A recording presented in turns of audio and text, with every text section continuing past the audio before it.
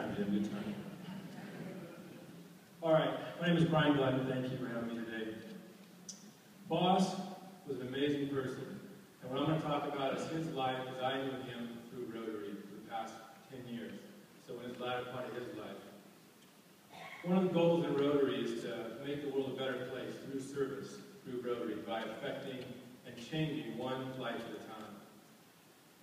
And the other day when we were thinking about this, how many lives have John touched over his 65-plus years of perfect attendance in Rotary?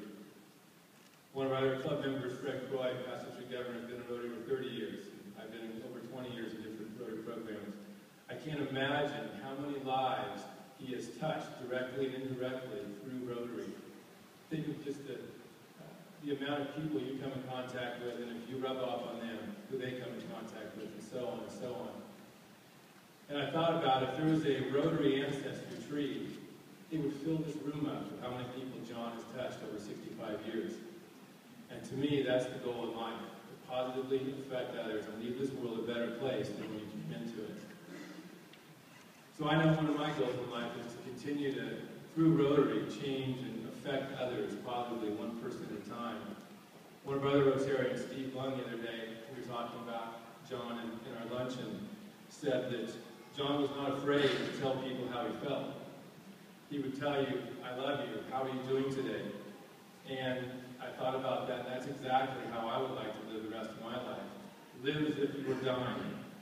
I believe, my perception was John lived every day. Maybe he didn't earlier in his life, but he definitely did later in his life, every day like he was dying, which meant I'm not afraid to tell you today that I love you, or I'm happy to see you, how are you doing, and really mean it.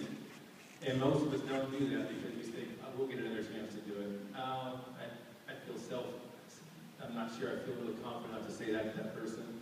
John had no problem saying that. Every meeting when I was president, and the other past presidents here can tell you, it's daunting. You're in front of almost 100 people who are well-to-do business people and a lot of seniors of the community in your club. And for our younger members to come in and be president, it's a little daunting. And he, every single meeting, would come up to us, and when I was president, and say, you're doing a great job. Give you a big hug, huge, hard handshake. You're doing awesome, boss. Keep it up. That's what he would say to you. And you knew that he was genuine just by the look in his eye, the tone in his voice, and that made you feel good. And it's those direct contact moments that really change people. Last night, I was talking to our Interact, his high school level Rotary. We sponsor a few clubs. And one of the past Interact presidents was talking with me last night, and I told him I was coming here today. And he said, boy, I'm going to really miss the boss.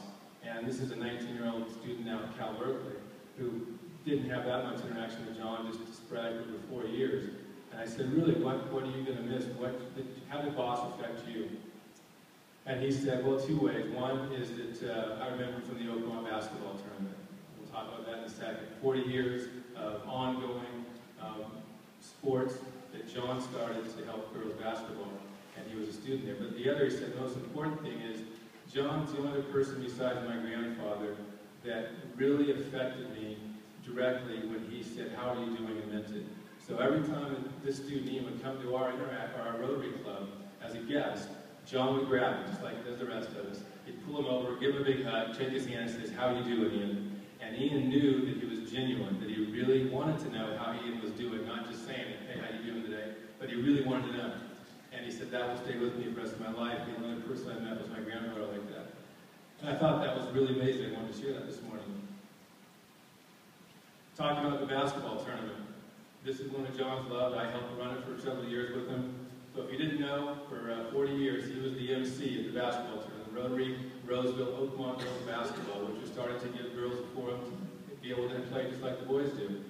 And he was the MC. He was no Chick Hearn for you Laker fans out there like me.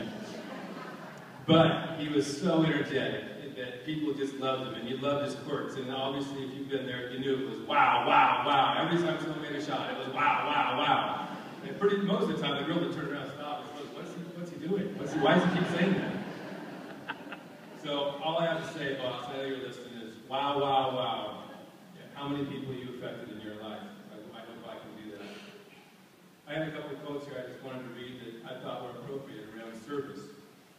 and about how John affected me and others, directly and indirectly. This is from Albert Schweitzer.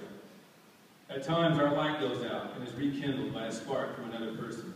Each of us has cause to think with deep gratitude of those who have lighted the flame within us. I know John has done that for me and many thousands of Rotarians and other people. And this one from Gandhi. The best way to find yourself is to lose yourself in the service of others. And I know for 65 years, John has done that, the service of others. The last thing I wanted to share was about 15 years ago at a Rotary meeting. There was actually a different club. We had a local youth that died, and so the school had gotten together in the Rotary Club, and they had done a kind of memorial for her, and the young kid, probably 70 years old, came in to do a song. And the teacher was talking about that they were going to sing a song now, and she let the kids pick it. And she said at first she saw the song and she wasn't quite sure why they picked it, didn't know if it was appropriate.